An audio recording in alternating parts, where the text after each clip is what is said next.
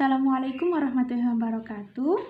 Perkenalkan, nama saya Sofi Imelda Hoiro dari kelas BG dengan nomor induk mahasiswa 19320209. Di sini saya akan menjelaskan tentang pariwisata dulu kini dan masa yang akan datang, kemudian dilanjutkan dengan perencanaan paket wisata dan yang terakhir yaitu service excellence. Yang pertama yaitu pariwisata dulu kini dan masa yang akan datang. Yang pertama ada Sun, Sea, and Sand, yaitu terjadi pada periode sebelum tahun 1980. Yang mana pada saat itu wisatawan senang berwisata atau jalan-jalan dengan tujuan kesenangan ataupun hura-hura. Mereka lebih senang ke alam, seperti pantai, gunung, laut, danau, sunset, dan lain-lain. Kemudian dampak yang ditimbulkan dari pariwisata tersebut yaitu bersifat masif, yaitu mencari keuntungan ekonomi, kunjungan wisatawannya naik, dan quantity tourism adalah parameternya. Selanjutnya yang nomor 2 yaitu socioculture, small scale, and serenity, yaitu terjadi pada periode tahun 1980 hingga tahun 2000, yang mana wisatawan bersifat enjoy atau selaras, padan ataupun sama. Kemudian sifatnya alternatif tourism dan lebih ke pendekatan kepada manusia ataupun kebudayaan. Yang mana sosiokultur yang dimaksudkan di sini yaitu berwisata ke daya tarik budaya, yaitu mereka senang bertemu dengan manusia dengan pandangan yang berbeda budaya. Selanjutnya, mereka juga senang belajar budaya, seperti melihat perilaku masyarakat lokal, membeli barang-barang kerajinan lokal, dan di sini wisata alam sudah mulai sedikit. Selanjutnya, small scale yang dimaksud yaitu berwisata dalam kelompok yang relatif kecil, yaitu kurang dari 10 pax atau yang disebut individual mass tourism. Small scale ini menggunakan kendaraan pribadi ataupun kendaraan kecil dan cenderung ke destinasi yang tidak besar. Selanjutnya ada serenity, spiritual, and sustainable, terjadi pada tahun 2000 sampai 2019, yang mana mengedepankan respect, quality tourism, intangible, sustainable, dan pendekatan kepada lingkungan atau planet. Serenity yang dimaksud yaitu mencari ke tempat yang tenang, yaitu seperti alam yang masih sepi, kebudayaannya yang masih di masyarakat pedalaman. Selanjutnya ada spirituality, yaitu cenderung menemukan diri sendiri dari penciptaan di dunia, yaitu mencari kedalaman jati diri. Spirituality ini juga mencari hakikat manusia. Selanjutnya sustainable, yaitu berwisata ke tempat yang ramah lingkungan, yang mana ke daya tarik budaya yang terlindungi, dan berwisata sembari menjaga lingkungan dan budaya di sekitar. Selanjutnya, safety, sanitation, sustainable, yaitu terjadi pada periode tahun 2020 sampai 2021, yang mana memiliki sifat responsible dan pada saat pandemi COVID-19, yang mana pariwisata saat itu diminimalkan dan dibatasi, yang akibatnya pergerakan para wisatawan menjadi terbatas. Safety yang dimaksud yaitu para wisatawan itu lebih senang mencari daya tarik wisata yang mengedepankan standar kesehatan, yang mana memberikan rasa aman bagi para wisatawannya, bisa ke daya tarik wisata yang masih agak sepi gitu. Selanjutnya sanitation, yaitu ke daya tarik wisata yang bersih, yang mana standar kesehatan, makanan, dan minuman itu mengedepankan daya tarik yang bersih. Selanjutnya sustainability, yaitu ke daya tarik yang berkelanjutan, yang mana menjalankan prinsip pariwisata berkelanjutan atau yang disebut small tourism. Selanjutnya yaitu small size, special interest, sky touch, yaitu terjadi pada periode tahun 2022 sampai ke depan, yang mana mengedepankan safe, keamanan, yang customized tourism.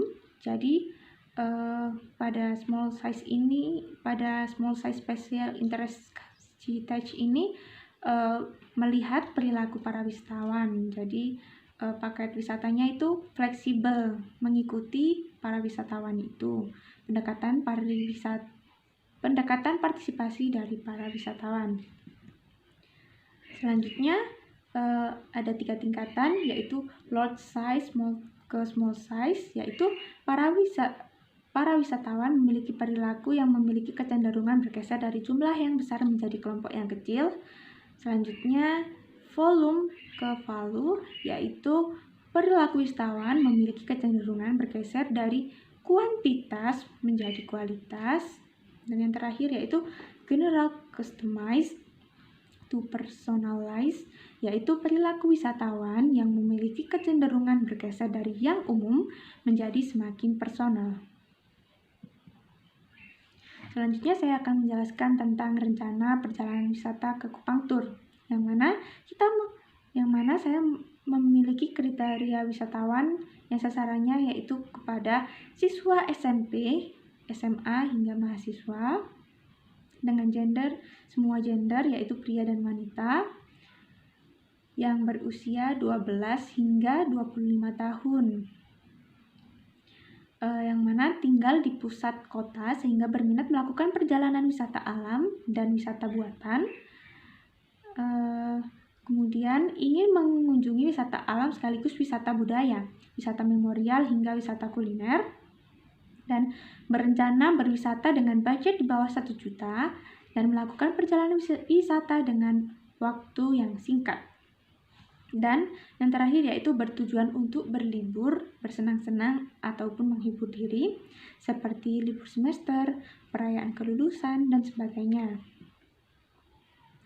Kemudian di sini saya akan menjelaskan distribution of time perjalanan Kupang, yaitu yang pertama yaitu ada meeting service yang dilaksanakan pada jam 7.45 sampai jam 8, kemudian dilanjutkan tur Museum Kupang dari jam 8 hingga jam 8.40, kemudian ke tur Usapa Mangrove dari jam 8.40 hingga jam 9.35, kemudian dilanjutkan ke tur Lasiana Beach dari jam 9.35 hingga jam 11 pas, kemudian dilanjutkan ke tur Sasando Home Industry dari jam 11 pas hingga jam 12.05, kemudian dilakukan istirahat, sholat, dan makan dari jam 12.05 hingga jam 13.20.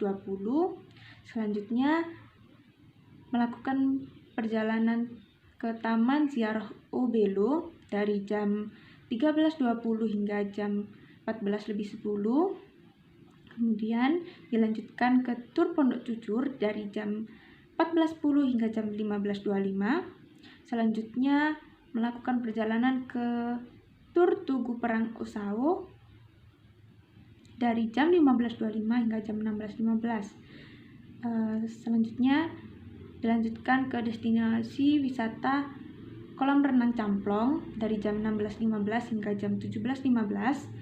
Kemudian sampai di hotel pada jam 17.15 sampai jam 6, kemudian dilanjutkan dinner di hotel. Kemudian rencana perjalanan wisatanya yaitu pada jam 7.45 yaitu melakukan meeting service di lobi hotel. Kemudian pada jam 8 pas meninggalkan hotel ke Museum Kupang dengan menaiki bus. Kemudian pada jam 8.05 tiba di Museum Kupang dan menikmati keseruan cover momen bersejarah dan topik budaya. Di sini wisatawan yang suka selfie atau foto-foto bisa dilakukan di sini, yaitu mereka dapat berfoto-foto ria karena di sana ada tanaman yang membuat pewarna untuk kain tradisional. Kemudian pada jam 8.40 melanjutkan perjalanan ke Osapa Mangrove dengan menaiki bus. Selanjutnya pada jam 8.55 menjelajah Mangrove Osapa yaitu dengan berkeliling pemandangan alam dan menikmati udara segar di tepi pantai di bawah pohon bakau sambil menikmati deburan ombak yang berdesir di atas pasir luas yang membentang luas. Selanjutnya, melanjutkan perjalanan ke pantai Lasiana dari jam 9.35 dan menikmati pemandangan alam yang menakjubkan. Tempat ini cocok untuk bersantai pikiran karena tidak terlalu ramai. Kemudian, pada jam 11 melanjutkan dan mengunjungi Sasando Home Industry. Di sini Anda akan menemukan pengrajin sasando alat musik tradisional yang dimainkan dengan cara dipetik yang berasal dari Pulau Rote, Provinsi Nusa Tenggara Timur.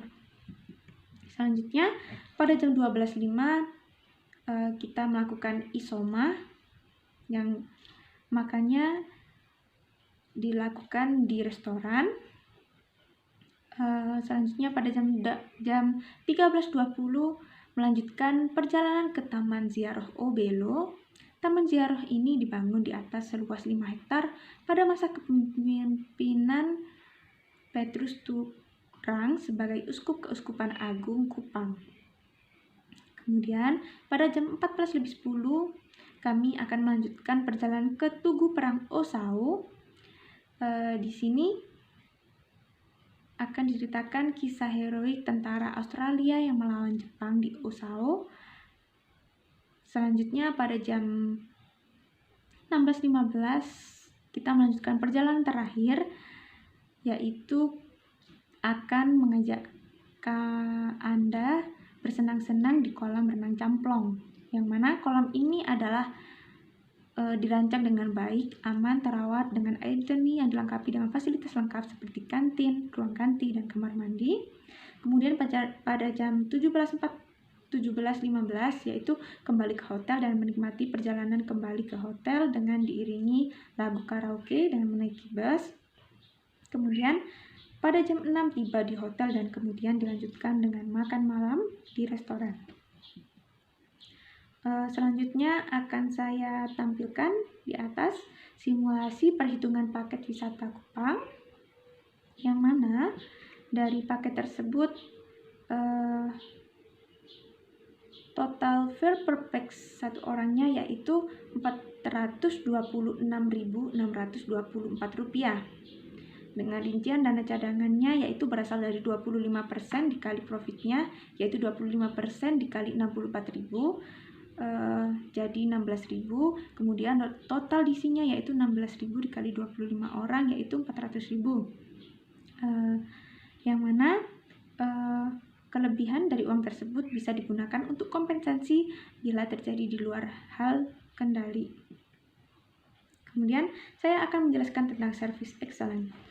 Service excellent atau yang disebut dengan pelayanan prima adalah usaha untuk memberikan pelayanan terbaik kepada para pelanggan, yang mana tujuan dari pelayanan ini hanya satu, yaitu untuk membuat pelanggan menjadi puas sehingga dapat meningkatkan aspek lainnya seperti penjualan, profit, dan lain-lain. Perlu diketahui, service excellent ini merupakan layanan yang memenuhi standar kualitas sehingga memberikan kepuasan dan menyenangkan para pelanggannya. Kemudian kualitas pelayanan yaitu adalah kualitas yang merupakan usaha untuk memenuhi harapan pelanggan. Kualitas yakni kondisi mutu yang setiap saat mengalami perubahan. Yang ketiga yaitu kualitas mencakup proses yaitu produk, barang, jasa manusia, dan juga lingkungan. Kualitas merupakan suatu kondisi dinamis yang berhubungan dengan proses, produk, barang, jasa manusia, dan lingkungan yang memenuhi harapan wisatawan.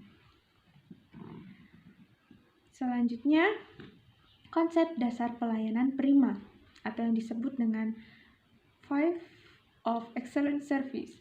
Yang pertama yaitu kemampuan atau ability, yaitu kemampuan kerja yang dibutuhkan untuk menunjang program layanan prima di bidang yang ditekuni seperti melaksanakan komunikasi yang efektif, mengembangkan motivasi, dan menggunakan interpersonal skill sebagai alat untuk membina hubungan ke dalam dan keluar organisasi atau perusahaan. Yang kedua ada sikap atau attitude, yang mana keberhasilan bisnis industri jasa pelayanan akan sangat bergantung pada perilaku karyawan yang terlibat di dalamnya. Jadi sikap attitude ini sangat penting ya. Yang ketiga yaitu adalah penampilan atau appearance, yang mana penampilan fisik ataupun non-fisik yang merefleksikan kredibilitas kepada pelanggan. Kemudian yang keempat yaitu perhatian atau attention, yaitu kepedulian penuh kepada para pelanggan yang berkaitan dengan kebutuhan dan keinginan para pelanggan maupun memahami saran serta kritiknya. Yang kelima yaitu tanggung jawab atau accountability, yaitu sikap keberpihakan kepada pelanggan sebagai bentuk kepedulian untuk meminimalkan ketidakpuasan pelanggan. Berikut ada cara-cara memberikan pelayanan prima yang baik, yaitu yang pertama dengan memberikan sapaan ramah, kemudian memberikan batasan waktu saat pelayanan. Yang ketiga yaitu bersikap responsif dan reaktif terhadap para pelanggan. Yang keempat yaitu melakukan survei dan evaluasi sebagai pengembangan pelayanan. Yang kelima yaitu memperhatikan penampilan. Yang keenam yaitu kesediaan melayani. Di sini harus secara profesional. Dan yang ketujuh yaitu harus memiliki pengetahuan dan keterampilan yang baik. Selanjutnya yaitu tepat waktu dan janji harus diperhatikan juga. Yang ke-9 terakhir yaitu kejujuran dan kepercayaan. Oke, saya rasa cukup. Saya minta maaf apabila ada kesalahan salah kata atau salah sikap. Terima kasih. Wassalamualaikum warahmatullahi wabarakatuh.